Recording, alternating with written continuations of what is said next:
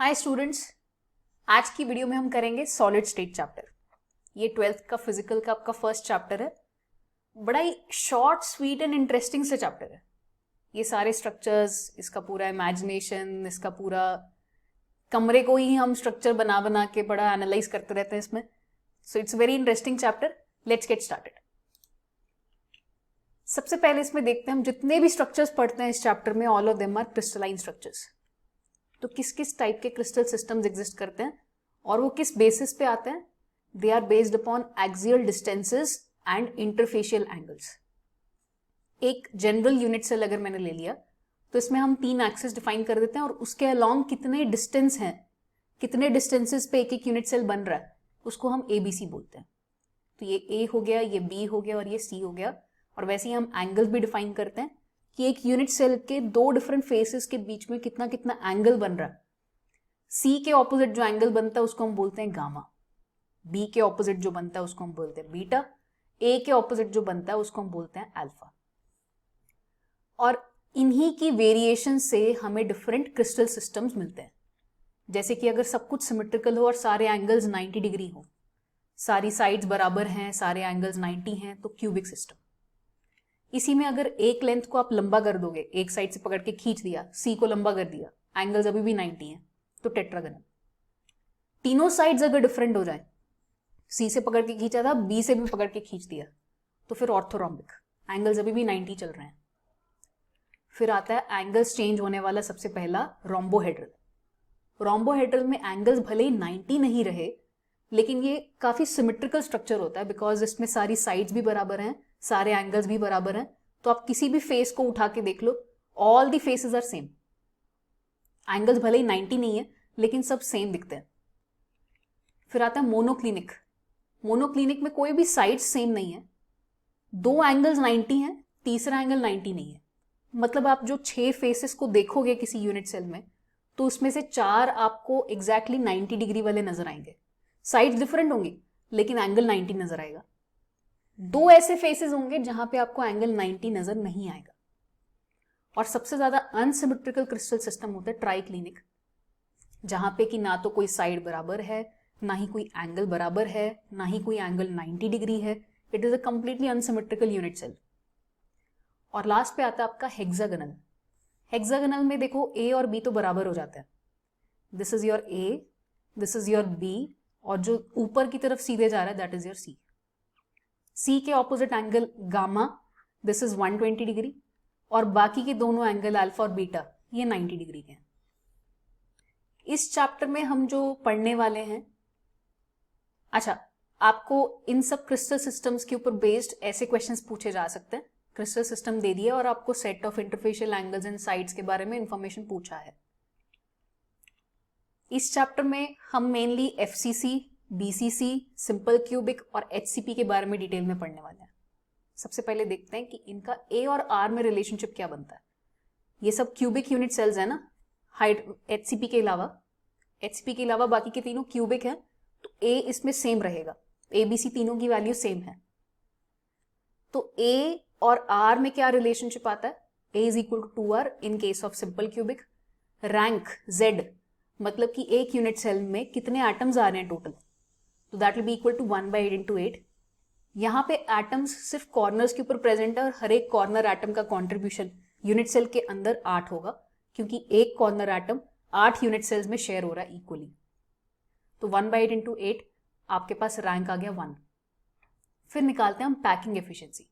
Packing efficiency का basic मतलब है कि एक यूनिट सेल में जितना वॉल्यूम अवेलेबल है उसमें से कितना फ्रैक्शन एक्चुअली एटम्स ने ऑक्यूपाई किया है। तो टोटल अवेलेबल वॉल्यूम डिनोमिनेटर में, और ऊपर लिखेंगे हम total occupied volume, which is equal to number of atoms in a unit cell multiplied by the volume of each, 4/3 pi r cube into rank. तो सिंपल क्यूबिक के लिए rank 1 4/3 pi r cube, A को हमने R के terms में लिख लिया। Packing fraction आ गया आपके पास 0.52। इसी चीज को आप परसेंटेज के टर्म्स में भी निकाल सकते हो, 52% आ जाएगा। अब चलते हैं BCC के ऊपर। BCC में रैंक हो जाएगा 2, क्योंकि कॉर्नर वाले एटम्स के अलावा सेंटर पे भी एक एटम प्रेजेंट है जो कि पूरा का पूरा यूनिट सेल में प्रेजेंट है। ध्यान देने वाली एक बात, क्योंकि बीच में एक एटम आ गया है तो सारे कॉर्नर वाले एटम्स दूर दूर हो गए हैं, धकेल दिए गए हैं बाहर की तरफ बीच में एटम आने की वजह से। तो इसलिए अब हमारा जो डिस्टेंस ऑफ क्लोजेस्ट अप्रोच होगा वो निकालने के लिए हम बॉडी डायगोनल का यूज करेंगे। बॉडी डायगोनल के अलोंग एटम्स आपस में कांटेक्ट में हैं, तो हम लिखेंगे बॉडी डायगोनल का length a√3 is equal to 4r। तो अगेन इन दोनों चीजों को यूज करके पैकिंग फ्रैक्शन में डालेंगे तो अपने पास पैकिंग फ्रैक्शन इस बार बढ़ गया है, मतलब कि बॉडी सेंटर्ड में स्पेस ज्यादा ऑक्यूपाई हो रही है, ज्यादा एफिशिएंटली यूज हो रही है। इस बार आया अपने पास 68% ऑक्यूपेंसी, और सबसे ज्यादा आता है एफसीसी में, इसलिए एफसीसी का दूसरा नाम होता है cubic close pack structure. Close pack structure मतलब जिसमें एफिशिएंसी सबसे ज्यादा है, स्पेसेस को कम से कम छोड़ा गया है। इसमें अपना फेस डायगोनल के along distance of closest approach निकलता है, line of contact face diagonal के अलोंग बनेगा। तो a√2 is equal to 4r, ये अपना a और r में रिलेशनशिप आ गया। रैंक निकाले तो कॉर्नर वाले एटम्स अभी भी वैसे ही हैं 1/8 इंटू 8, बस अब इस बार फेस सेंटर वाले जो एटम्स हैं उन सबका कॉन्ट्रीब्यूशन यूनिट सेल के अंदर आधा आधा रहेगा, क्योंकि एक फेस सेंटर वाला एटम 2 यूनिट सेल्स में शेयर हो रहा है। तो 6 इंटू 1/2, क्योंकि 6 फेसेस है, अपने पास रैंक आ गया 4। इन दोनों को यूज करेंगे, पैकिंग एफिशिएंसी आएगा अपने पास 74%। पैकिंग फ्रैक्शन या पैकिंग एफिशिएंसी किसी भी क्लोज पैक स्ट्रक्चर का सेम ही आएगा। मतलब अगर मैं HCP का कैलकुलेट करने जाऊं तो कैलकुलेशन से पहले ही मुझे पता है कि वो 74% आने वाला है। पर let's go through the process, क्योंकि इसमें हमें और चीजें सीखने को मिलेंगी। तो ये रहा आपका हेक्सागोनल यूनिट सेल, 6 एटम्स, बीच में एक, फिर 3 एटम्स की सेकेंड लेयर, फिर से नीचे वाली ही एक और लेयर ऊपर आएगी। This comprises the hexagonal close pack structure. Hexagonal unit cell ऐसे बनता है। तो इसमें हम A और R में रिलेशनशिप देखें तो देखो जरा, साइड A यानी कि जो पीछे हेक्सागन बन रहा है नीचे, उसमें से साइड दोनों रेडियाई से मिलके बनी है, दिस इज वन साइड। तो A is equal to 2R का रिलेशनशिप इसमें भी आएगा। हाइट की जो डेरिवेशन है वो थोड़ा सा ट्रिग्नोमेट्री को यूज करके आती है, इसको आप अलग वीडियो में देख सकते हो। फिलहाल के लिए मैं आपको फॉर्मूला दे रही हूं और ये फॉर्मूला आप एज इट इज याद रखोगे। डायरेक्ट पूछ लिया जाता है what is the height of a hexagonal unit cell, तो √2/3 इंटू 4r। अब इसकी पैकिंग फ्रैक्शन निकालने के लिए हमें volume of hexagonal unit cell चाहिए होगा। इसका वॉल्यूम निकालने के लिए हम यूज करेंगे area of base multiplied by the height. तो एरिया ऑफ बेस के लिए हम इस पूरे हेक्सागन को 6 इक्विलेटरल ट्राइंगल्स में डिवाइड कर लेंगे। इक्विलेटरल क्यों है? क्योंकि इसके अलोंग भी देखो, a is equal to 2r आ रहा है, और ये साइड के अलोंग भी देखो a is equal to 2r आ रहा है। तो all of these are 6 equilateral triangles, और इक्विलेटरल ट्राइंगल के एरिया का फॉर्मूला होता है √3/4 इंटू a²। इसके जैसे 6 हैं तो हमने 6 से मल्टीप्लाई कर दिया, और वहीं से हमने वॉल्यूम भी निकाल लिया है हाइट से मल्टीप्लाई करके। This comes out to be 24√2r³। तो यहां से हमने पैकिंग फ्रैक्शन निकाला। पैकिंग फ्रैक्शन के लिए हमें रैंक की भी जरूरत पड़ेगी। तो रैंक देखें तो इसका एक कॉर्नर वाला ये वाला एटम 6 यूनिट सेल्स का पार्ट होगा, तो 6 यूनिट सेल्स का पार्ट होने की वजह से इसका एक यूनिट सेल के अंदर कॉन्ट्रीब्यूशन हो जाएगा 1/6। इसके जैसे 12 एटम्स है तो 12 इंटू 1/6 हो गया। ये जो बीच वाले 3 एटम्स हैं ये तो कंप्लीटली यूनिट सेल के अंदर हैं, तो इनको एज इट इज ऐड करेंगे। फिर बचा ये फेस सेंटर वाला एटम, इस एक एटम का कॉन्ट्रीब्यूशन आधा रहेगा, तो 1/2 इंटू 2, टोटल मिला के अपने पास रैंक आ गया 6, और इससे हम पैकिंग फ्रैक्शन निकालेंगे। तो ये तो हमें पहले ही पता था 74% आने वाला है, बट इस पूरे प्रोसेस में काम की क्या क्या चीजें देखी हमने? हाइट का एक्सप्रेशन देखा हमने, एरिया कैसे कैलकुलेट करना है ये देखा हमने, वॉल्यूम कितना आ रहा है हेक्सागोनल यूनिट सेल का ये देखा हमने। तो यहां से अपने पास पैकिंग फ्रैक्शन अगेन 74%। लेयरिंग अगर देखी जाए एफसीसी और एचसीपी में, तो एचसीपी में तो लेयरिंग होती है AB टाइप की, 2 डिफरेंट लेयर्स होना या 2 लेयर सेम होने का मतलब, अगर तो सेंटर्स कोइंसाइड कर रहे हैं, इस लेयर के एटम्स का सेंटर और इस लेयर के एटम्स का सेंटर अगर कोइंसाइड कर रहा है तो मतलब हमने 2 सेम लेयर्स को प्लेस किया। और अगर इनके सेंटर्स कोइंसाइड नहीं कर रहे हैं तो इसका मतलब ये 2 डिफरेंट लेयर्स इसकी तरह ट्रीट करेंगे हम। तो हेक्सागोनल में क्योंकि पहली और थर्ड वाली लेयर एक जैसी है, तो this is AB kind of packing. FCC में क्या होगा, एफसीसी की लेयरिंग देखने के लिए थोड़ा सा इसको इस तरीके से ऑब्जर्व करते हैं। ये जो दो कॉर्नर वाले डायगोनली ऑपोजिट एटम्स हैं, ये दोनों सेम लेयर के ऊपर लाई कर रहे हैं, इन दोनों के सेंटर्स को हम कोइंसाइड करा रहे हैं। दो डायगोनली ऑपोजिट एटम्स को एकदम एक लाइन पे मानो। इसको अगर एक लाइन पे देखोगे तो बीच में दो डिफरेंट लेयर्स नजर आएंगे आपको। वो कैसे, इसके एडजेसेंट, इसके साथ जुड़ते हुए तीन फेस सेंटर वाले एटम्स दिखाई देंगे आपको। पीछे वाले फेस सेंटर का एटम ये वाला, ऊपर वाले फेस सेंटर का एटम ये वाला, ये साइड वाले फेस सेंटर का एटम ये वाला। देखो ये तीनों इसके साथ जुड़े हुए होंगे, इनके सेंटर्स इस लेयर के साथ कोइंसाइड तो नहीं कर रहे हैं। सिमिलरली इस लेयर के साथ यहां पे आपको फिर से तीन फेस सेंटर वाले एटम्स दिखाई देंगे, ये इनके सेंटर्स भी इसके साथ कोइंसाइड नहीं कर रहे। अच्छा, जो बीच में दो लेयर्स आई हैं, इनके भी सेंटर्स आपस में कोइंसाइड नहीं कर रहे हैं। देखो जरा, ये वाले तीनों एटम्स को ज्वाइन करोगे तो इस तरीके से ट्राइंगल बनेगा, ये वाले तीनों एटम्स को ज्वाइन करोगे तो इस तरीके से ट्राइंगल बनेगा। मतलब इन दोनों के बीच में यहां पे एक ऑक्टाहेड्रल वॉइड बन रहा होगा। वॉइड्स के बारे में हम अभी आगे डिस्कस करेंगे। ये तीन एटम्स और ये तीन एटम्स दो डिफरेंट साइडेड ट्राइंगल्स हैं और इनके सेंटर्स आपस में कोइंसाइड नहीं कर रहे हैं। So this is the layering in FCC. ABC kind of layering आती है इसमें। ये पहला लेयर हुआ, ये दूसरा लेयर हुआ, ये तीसरा लेयर हुआ, इन तीनों के बाद फिर से जो लेयर आता है वो इसके जैसा कोइंसाइड कर रहा है अब।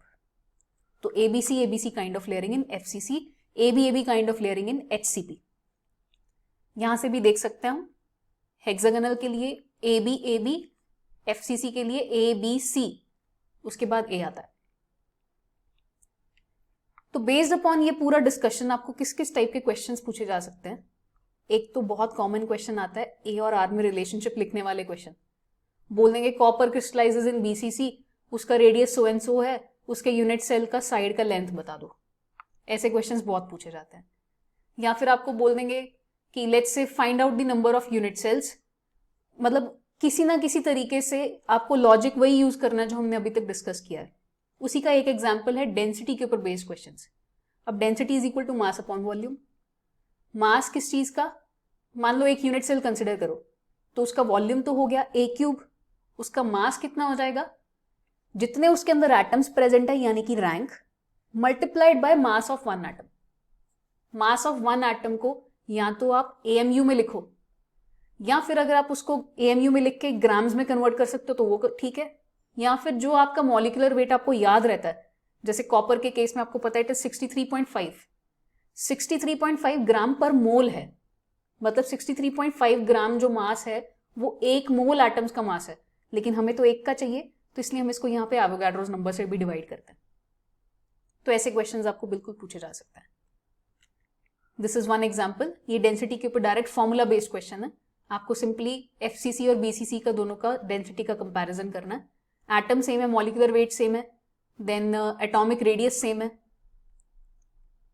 तो आपको दोनों केसेस में बस ए के लिए वैल्यू डिफरेंट डालनी होगी in terms of radius, Z की वैल्यू डिफरेंट डालनी होगी क्योंकि बीसीसी का और एफसीसी का रैंक डिफरेंट है, मॉलिक्यूलर वेट दोनों में कट जाना है, एवोगाड्रोस नंबर दोनों में कट जाना है, जेड और ए क्यूब का रेशो लिखना है आपको बस। अब आते हैं वॉइड्स के डिस्कशन पे। वॉइड्स आर बेसिकली जब एटम्स आपस में अरेंज होते हैं तो बीच में खाली स्पेसेस जो बच जाती हैं उनको हम वॉइड बोलते हैं। एटम्स का साइड पे कैसा अरेंजमेंट है उसके बेसिस पे हम वॉइड की शेप से उसका नाम डिफाइन करते हैं। जैसे कि ट्राइगोनल वॉइड मतलब जब तीन एटम्स आपस में ऐसे अरेंज होंगे, यहां पे जो बीच में खाली स्पेस बची that is a trigonal void. Tetrahedral void मतलब यही तीन एटम्स के ऊपर एक और एटम अगर रख दिया जाए तो बीच में जो एम्प्टी स्पेस बची that is your tetrahedral void. Octahedral void मतलब तीन एटम्स का आपने नीचे बेस बिछाया, उसके ऊपर तीन और एटम्स को प्लेस किया, लेकिन इस बार इन तीनों एटम्स का ट्राइंगल अगर ऐसा बन रहा है तो इस बार जो ऊपर आपने एटम्स प्लेस किए उनका ट्राइंगल ऐसा बनना चाहिए। मतलब आपको थोड़ा स्टार शेप का दिखेगा। सेंटर्स को ज्वाइन करके जो शेप दिखाई देगी that will be a star shaped octahedral void. फिर आता है क्यूबिक वॉइड। अब सिंपल क्यूबिक में यूनिट सेल में बीच में जो एम्प्टी स्पेस बचती है, 8 कॉर्नर पे एक एक एटम है, बीच में जो एम्प्टी स्पेस बचती है that is a cubic void. अब इनकी लोकेशन देखेंगे हम। लोकेशन से पहले मैं आपको रेडियस रेशो के बारे में बता दूं। रेडियस रेशो ट्राइगोनल का 0.155, मतलब कि अगर 3 एटम्स को इस तरीके से प्लेस किया है तो बीच में जो वॉइड है उसमें अगर मुझे कुछ प्लेस करना हो, मान लो एक और एटम को मुझे उसके बीच में प्लेस करना है, तो उस एटम का मैक्सिमम रेडियस क्या हो सकता है कि वो उसमें परफेक्टली फिट हो जाए, दैट इज 0.155। टेट्राहेड्रल, अगर 4 एटम्स मिलके बीच में एक टेट्राहेड्रल वॉइड बना रहे हैं तो इन चारों एटम्स को डिस्टर्ब किए बिना मैं बीच में सबसे बड़े साइज का कितने रेडियस का कुछ भी एटम प्लेस कर सकती हूं, दैट इज 0.226। उस रेडियस का और एटम के रेडियस का जो रेशियो है दैट इज 0.226। ऑक्टाहेड्रल, 6 एटम्स मिलके आपस में ज्वाइन होके बीच में ऑक्टाहेड्रल वॉइड बना रहे हैं। इन 6 एटम्स को डिस्टर्ब किए बिना बीच में मैक्सिमम कितने रेडियस का हम एक एटम प्लेस कर सकते हैं, इन दोनों की रेशियो को हम बोलते हैं, इन दोनों की रेशियो कितनी होगी 0.414। सिमिलरली क्यूबिक में भी 0.732। अब इसमें एक टर्म आता है perfect fit and imperfect fit. 3 atoms के बीच में जब मैंने 0.155 रेडियस रेशियो वाला अगर एटम प्लेस कर दिया तो साइड वाले तीनों एटम्स को कुछ नहीं होगा, वो जहां पे पड़े हैं वो वहीं पे रहेंगे। पर अगर मान लो मैंने थोड़ा सा बड़ा कर दिया, थोड़ा सा बड़ा करने से ये वाले तीनों एटम्स अब आपस में कांटेक्ट में नहीं रहेंगे, पर ये बीच वाले जो वॉइड वाले एटम के साथ कांटेक्ट में होंगे। तो अभी भी ये वॉइड तो ट्राइगोनल वॉइड ही कहलाएगा, पर अब इसको हम इम्परफेक्ट फिट बोलेंगे। पहले जब जुड़े हुए थे और बीच में हमने बिना डिस्टर्ब किए रखा था तो that was a perfect fit. अब ये थोड़ा दूर दूर हो गए हैं, है अभी भी ट्राइगोनल ही, बीच में हमने भर दिया है वॉइड, उसके साथ वो कांटेक्ट में है, तो this is an imperfect fit. अगर मैं बीच वाले वॉइड वाले एटम को बड़ा करती रहूं, फाइनली जब उसका रेडियस रेशो 0.226 को रीच करेगा तो अब ये वॉइड वाला एटम इज बिग इनफ कि वो एक टेट्राहेड्रल वॉइड में परफेक्टली फिट हो सके। आई बात समझ? 0.155 perfect fit for trigonal, 0.226 perfect fit for tetrahedral. इसके बीच में अगर कुछ होगा मतलब वो ट्राइगोनल का इम्परफेक्ट फिट चल रहा होगा। सिमिलरली टेट्राहेड्रल पे चलते हैं। 0.226 है तो वो टेट्राहेड्रल का परफेक्ट फिट है। इससे ज्यादा बड़ा कर दोगे तो फिर वो टेट्राहेड्रल का इम्परफेक्ट फिट बन गया। बड़ा करते गए 0.414 पहुंच गया, मतलब अब वो इतना बड़ा हो चुका है कि वो एक ऑक्टाहेड्रल वॉइड में परफेक्टली फिट हो जाए। एंड सिमिलरली आप क्यूबिक का भी समझ सकते हो। आई बात समझ में? Perfect fit and imperfect fit. अब देखते हैं हम इनकी लोकेशंस, इन सारे वॉइड्स इनकी लोकेशन को देखते हैं। ट्राइगोनल वॉइड तो कहीं प्रेजेंट नहीं होता, ये तो बेचारा 2D है, इसकी यूटिलिटी बहुत कम है। अपने काम के 2 ही हैं, टेट्राहेड्रल एंड ऑक्टाहेड्रल, एंड कुछ हद तक क्यूबिक भी। टेट्राहेड्रल वॉइड एफसीसी में कहां पे प्रेजेंट होता है? हर एक एफसीसी में कॉर्नर वाले एटम से बॉडी डायगोनल के अलोंग 1/4 डिस्टेंस पे, मतलब बॉडी डायगोनल के 1/4 डिस्टेंस पे एक एक टेट्राहेड्रल वॉइड होगा। मतलब अगर मैंने कोई भी एक बॉडी डायगोनल पकड़ा तो उसमें इधर से भी एक टेट्राहेड्रल वॉइड है, इधर से भी एक टेट्राहेड्रल वॉइड है। कितने डिस्टेंस पे? बॉडी डायगोनल के 1/4 डिस्टेंस पे। इसको आप ऐसे ऑब्जर्व कर सकते हो। ये हमने एक एफसीसी ले लिया। इस एफसीसी के इस कॉर्नर वाले एटम से उसके साथ इमीडिएटली जुड़े हुए फेस सेंटर वाले एटम्स ले लो। ये वाले फेस का सेंटर का एटम ये रहा, फिर ये वाले फेस का सेंटर एटम ये रहा, नीचे वाले फेस का सेंटर का एटम ये रहा। तो ये तीनों इसके साथ इमीडिएटली कांटेक्ट में होंगे, तो 3 के ऊपर एक एटम टेट्राहेड्रल वॉइड दिखाई दे गया कुछ इस तरीके से। ये जो हमने क्यूब बनाया ना, ये इस FCC का 1/8 है। FCC को हमने 8 क्यूब्स में डिवाइड कर दिया था, ये उसका 1/8 वाला एक क्यूब है। ये हो गया आपका टेट्राहेड्रल वॉइड। ऑक्टाहेड्रल वॉइड देखते हैं अभी। ये आपका FCC के अंदर ऑक्टाहेड्रल वॉइड। ऑक्टाहेड्रल वॉइड एक तो आएगा बॉडी के सेंटर पे, मतलब FCC के बिल्कुल सेंटर पे एक ऑक्टाहेड्रल वॉइड बन गया। ऑक्टाहेड्रल को हमने किस तरीके से ऑब्जर्व किया था? हमने बोला था नीचे एक ट्राइंगल बनेगा, उसके ऊपर एक ट्राइंगल बनेगा, लेकिन वो ट्राइंगल्स उल्टे पुल्टे होंगे, तो हमें ऊपर से देखने से स्टार शेप नजर आएगी। वही स्टार शेप यहां पे कैसी है देखो जरा, 1 2 और ये 3, ये ऐसा ट्राइंगल हो गया। उसके ऊपर 1 2 और ये 3, ये उल्टा पुल्टा ट्राइंगल हो गया, और यहां से देखोगे तो अभी भी स्टार शेप ही नजर आएगा। पर ये एक दूसरा तरीका है ऑक्टाहेड्रल को ऑब्जर्व करने का। जैसे हमने केमिकल बॉन्डिंग में SF6 का स्ट्रक्चर पढ़ा था, ऑक्टाहेड्रल शेप का होता है वो, तो उसमें सल्फर को हटा दो और बीच में जो खाली स्पेस बच जाएगी सल्फर की जगह पे, वो आपका ऑक्टाहेड्रल वॉइड है। ये एक ऑक्टाहेड्रल शेप हुआ ना, इधर एक मतलब एक स्क्वायर के बेस पे ऊपर और नीचे एटम्स अगर प्रेजेंट होंगे तो बीच में जो खाली स्पेस बचेगा that is an octahedral void. इसी अंडरस्टैंडिंग से हम FCC के अंदर बाकी के ऑक्टाहेड्रल वॉइड्स को भी ऑब्जर्व करते हैं, जैसे कि हर एक एज सेंटर पे एक एक प्रेजेंट होगा। तो देखो जरा, यहां से इधर एक एटम, वैसे ही जैसे ये फेस सेंटर का एक एटम है तो दूसरे यूनिट सेल का एक और फेस सेंटर एटम होगा। ये कॉर्नर वाला एटम, ये पीछे वाले कॉर्नर का एटम, ये नीचे फेस सेंटर का एक एटम, वैसे ही ऊपर वाले यूनिट सेल का फेस सेंटर का एक एटम। तो ये 6 दिखाई दे रहे हैं। ये स्क्वायर बेस हो गया आपका, एक ऊपर और एक नीचे, तो this is an octahedral void. लेकिन ये एक ऑक्टाहेड्रल वॉइड 4 यूनिट सेल्स में शेयर हो रहा होगा। ये वाली जो एज है वो 1 2 3 और ये 4 यूनिट सेल्स में शेयर हो रही होगी, वैसे ये ऑक्टाहेड्रल वॉइड भी 4 में शेयर हो रहा होगा। तो एक यूनिट सेल के अंदर इसका कॉन्ट्रीब्यूशन 1/4 हो गया। 1/4 मल्टीप्लाइड बाय 12 इसकी एजेस हैं, तो 3 ऑक्टाहेड्रल वॉइड्स तो एजेस वाले हो गए, एक ऑक्टाहेड्रल वॉइड आया था बीच में, तो टोटल 4 ऑक्टाहेड्रल वॉइड हो गए FCC के अंदर। क्यूबिक तो एक ही होगा, कहां पे? सिंपल क्यूब में।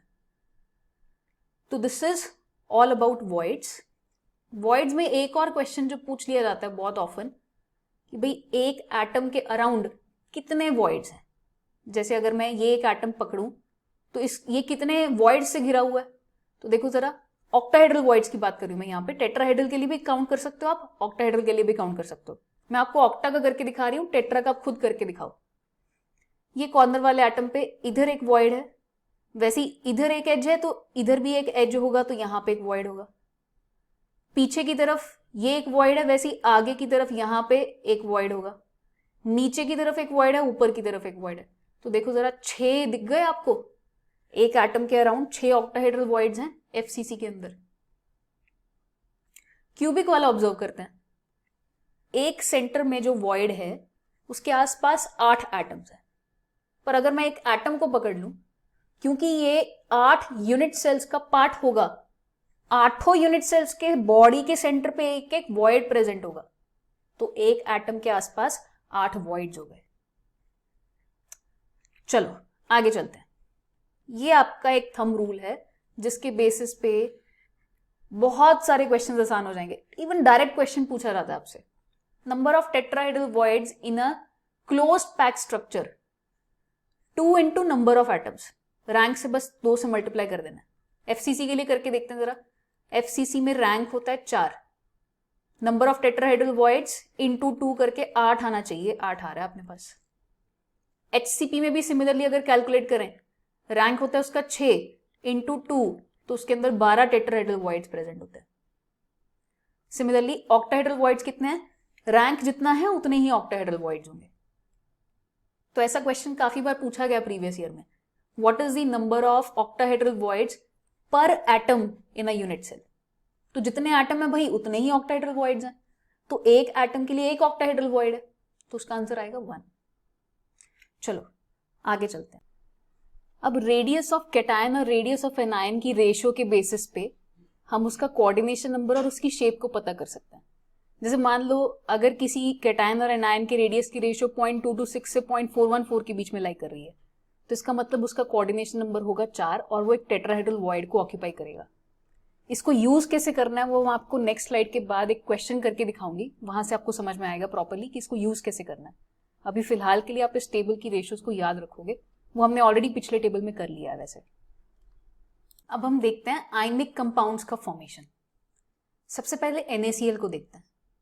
ये पूरा का पूरा जो टेबल है स्टूडेंट्स, इसको आपको एज इट इज याद करना है।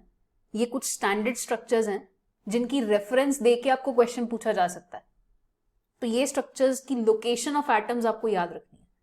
पूरा टेबल याद रखना है, पर अगर आपको ये लोकेशन याद है तो बाकी की चीजें डिराइव की जा सकती हैं। 2 कॉलम्स जो मैं सजेस्ट करूंगी स्ट्रांगली कि आप याद रखो ही रखो, एक तो है लोकेशन और दूसरा है इन दोनों के रेडियाई का सम।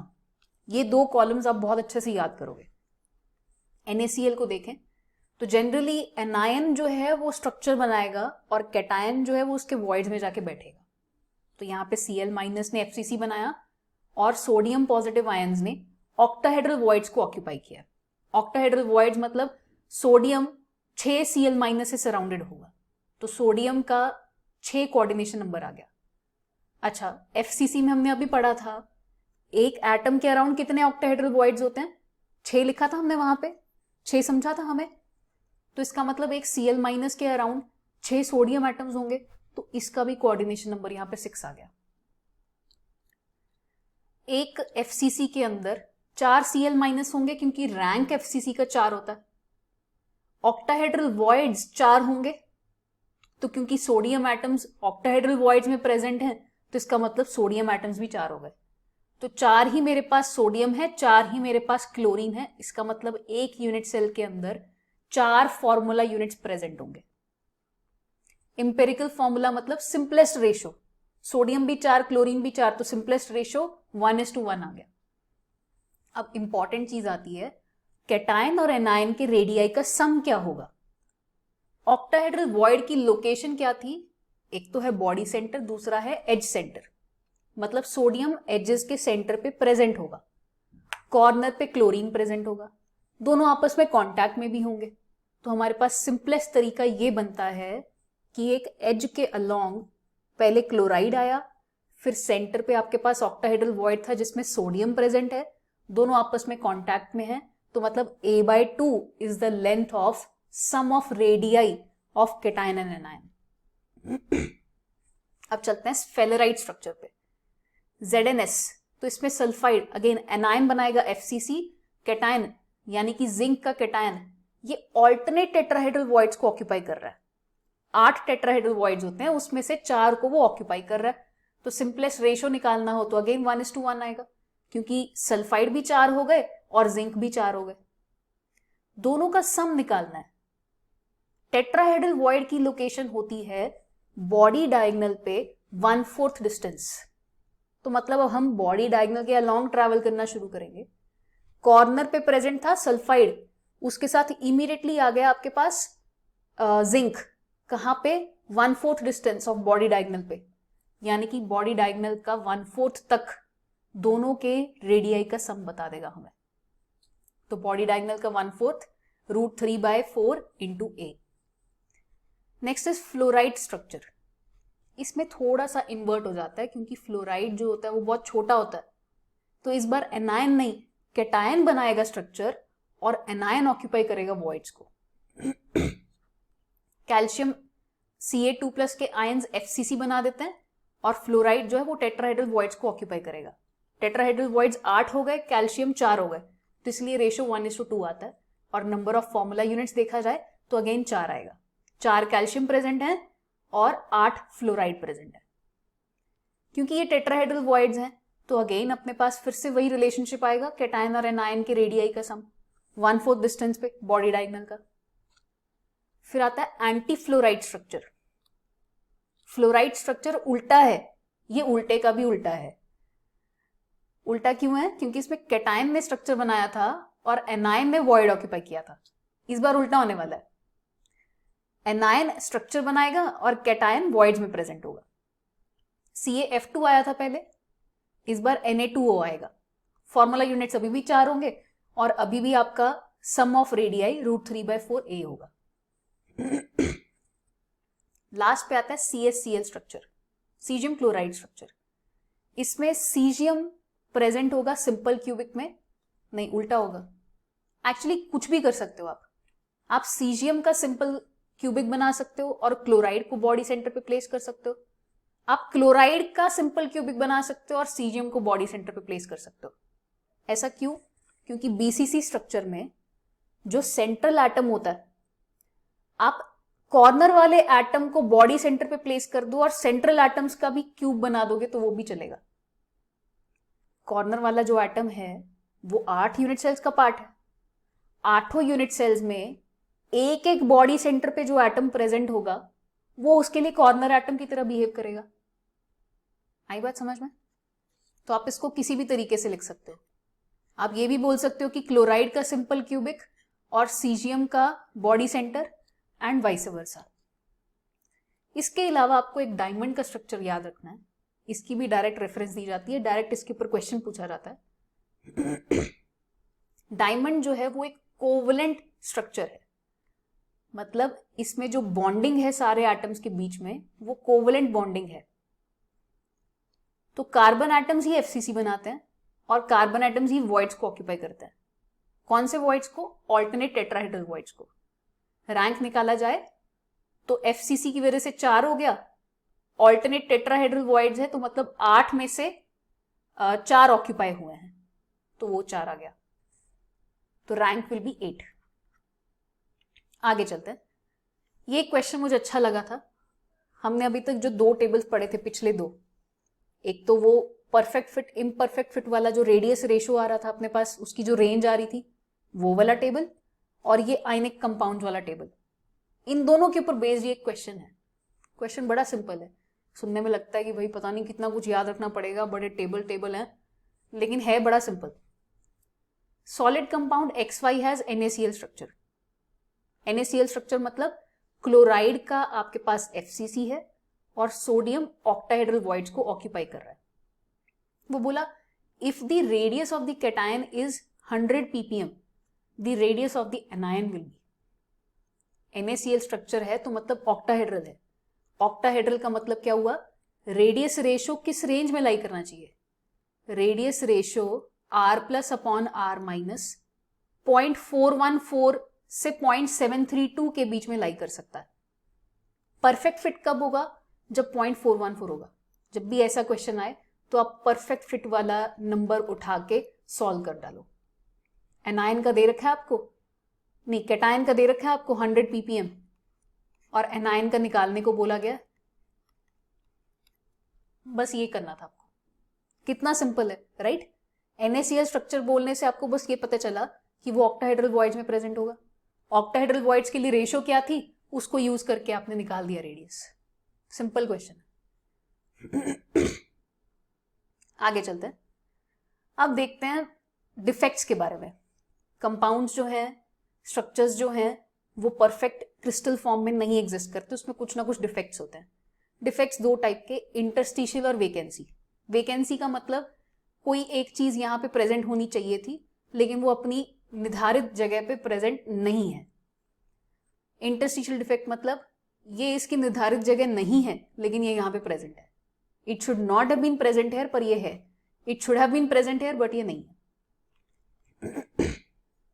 आयनिक कंपाउंड्स के ऊपर किस तरीके का इफेक्ट आता है, उस बेसिस पे डिफेक्ट्स को स्टोइशियोमेट्रिक और नॉन स्टोइशियोमेट्रिक डिफाइन किया है। स्टोइशियोमेट्रिक में आते हैं शॉर्टकी एंड फ्रेंकल। सबसे पहले इन दोनों को देखते हैं।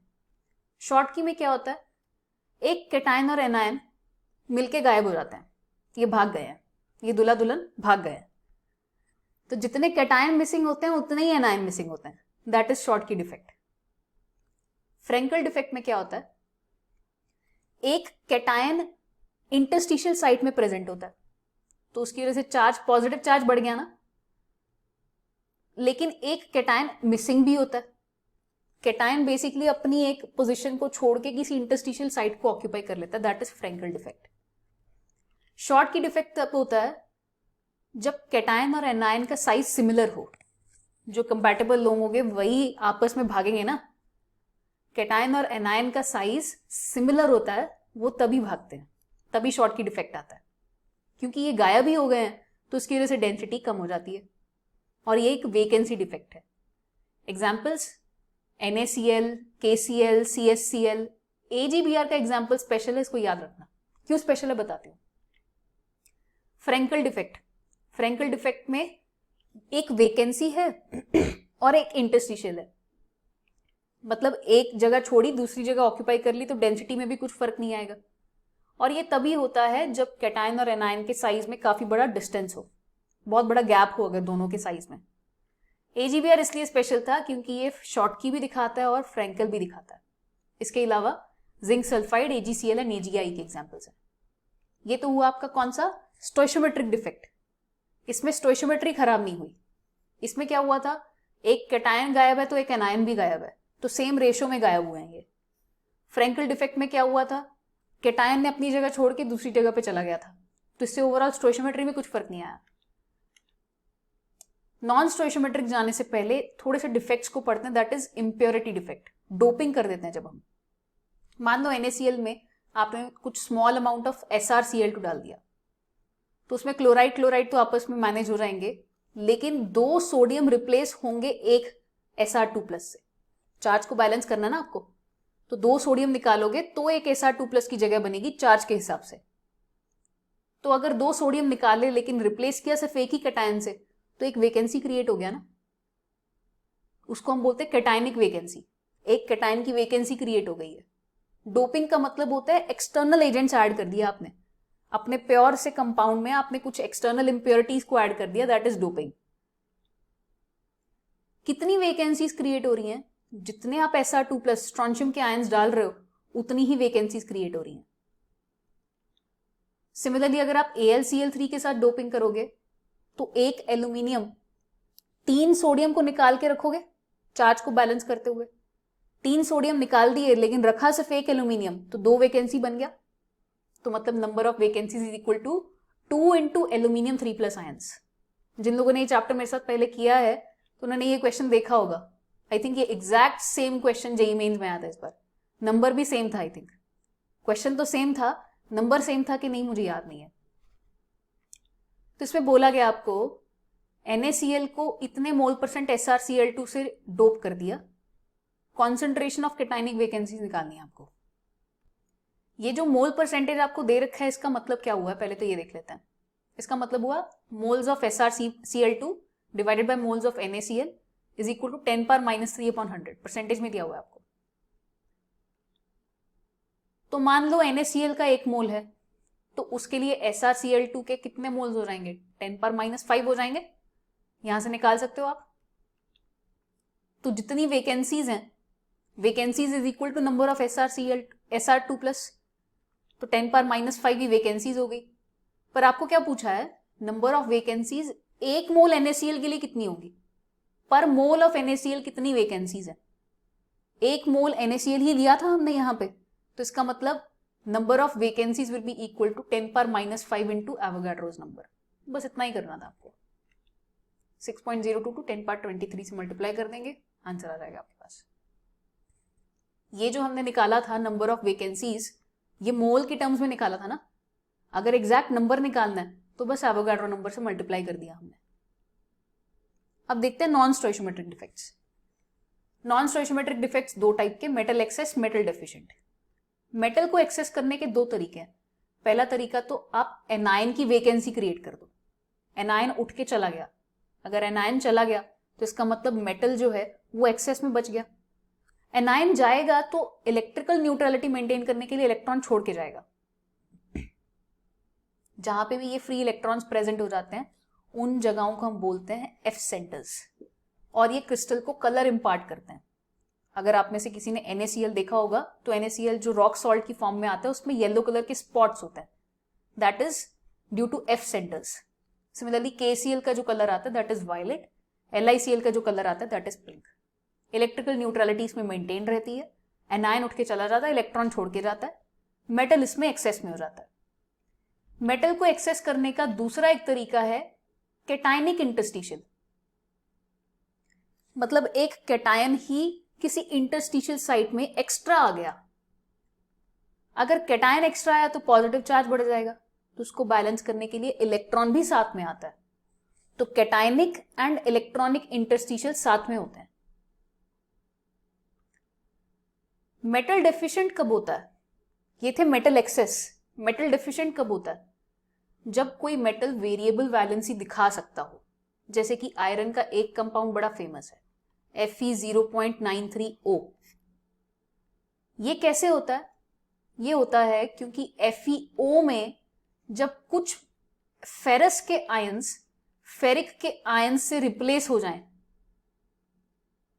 फेरस के आयंस अगर निकलेंगे, फेरिक के आयंस अगर उसको रिप्लेस करेंगे, तो इलेक्ट्रिकल न्यूट्रलिटी को मेंटेन करने के लिए, मान लो अगर 3 फेरस निकले तो +6 का चार्ज गायब हुआ, तो इस +6 के चार्ज को देने के लिए अगर फेरिक आएंगे तो सिर्फ 2 ही आएंगे ना, तो इसका मतलब मेटल कम हो गया। 3 फेरस निकले, गए सिर्फ 2, तो इसका मतलब आयरन 3 निकले, गए सिर्फ 2, तो मेटल हैज बिकम डेफिशिएंट। अच्छा, एक लास्ट जो टॉपिक इसमें पूछा जाता है that is doping in elements. कोई एक मेटल है, उसमें किसी दूसरे मेटल की डोपिंग कर दी, तो it gives rise to semiconductors, P type और एन टाइप सेमीकंडक्टर्स। मान लो सिलिकॉन है, तो सिलिकॉन में अगर आप किसी ग्रुप 15 के एलिमेंट की डोपिंग करोगे, वो फॉस्फोरस हो सकता है, वो आर्सेनिक हो सकता है, तो आपके पास एक इलेक्ट्रॉन एक्सेस में आ जाएगा, तो इसको आप बोलोगे एन टाइप सेमीकंडक्टर। और इसमें जो इलेक्ट्रिसिटी की कंडक्शन है वो इलेक्ट्रॉन ट्रांसमिशन के थ्रू होगा। अगर आप किसी ग्रुप 14 के एलिमेंट को, सिलिकॉन जैसे ग्रुप 14 के किसी एलिमेंट को बोरॉन, एल्यूमिनियम, इन सब एलिमेंट्स के साथ डोप करते हो, तो एक होल क्रिएट होगा, क्योंकि इसके पास तो वैलेंस शेल में 3 ही इलेक्ट्रॉन्स हैं, इसके पास वैलेंस शेल में 4 इलेक्ट्रॉन्स थे, तो एक होल क्रिएट हो गया यहां पे। इसके वैलेंस शेल में 4 थे, लेकिन फॉस्फोरस फैमिली, नाइट्रोजन फैमिली के वैलेंस शेल में 5 इलेक्ट्रॉन्स होंगे, तो एक इलेक्ट्रॉन एक्सेस में आ जाएगा। So this gives rise to N type and P type semiconductors. Solid state में अगर आप इतना पढ़ रहे हो तो आपका लगभग सारा क्वेश्चन बन जाएगा। You will be able to solve almost all the questions. So that's all students, thank you everyone, see you in the next video.